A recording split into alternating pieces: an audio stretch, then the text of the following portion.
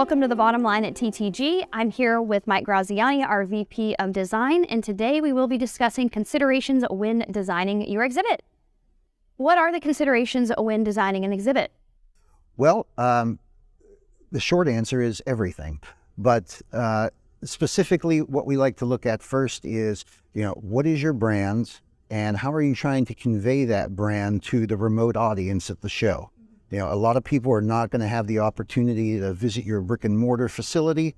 So this is your chance to really kind of convey your brand, the brand's aspirations and so forth to that remote audience. Then we also like to look at message. What is the overriding message? Obviously, there are going to be opportunities to attract people to the exhibit from a distance that maybe didn't have a plan of visiting the exhibit. So we have to make sure that those big branding statements are pulling them in. And then also we want to take into account how the staff interacts with the customer within the exhibit. Is it a fast interaction? Is it just reestablishing old contact? Or is it a new meeting? Does it require more of a sit down? Does it require privacy? And so that is really going to affect how that exhibit looks, the structure, how open it is, how enclosed it is, that sort of thing. And as VP of Design, what is your design philosophy? I've said it in the past, we try to make sure that we are taking the client's image into account. We're putting their style on the exhibit rather than our style. We want their fingerprint on it rather than ours.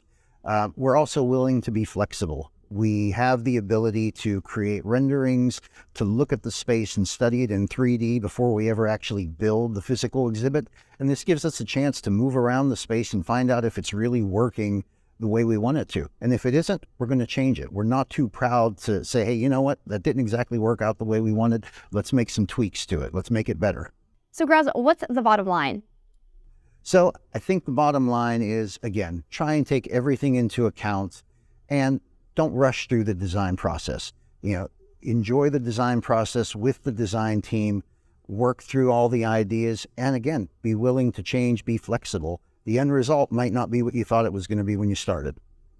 Thanks for joining me today, Graz, and thank you guys for joining this edition of The Bottom Line, and we'll see you next time.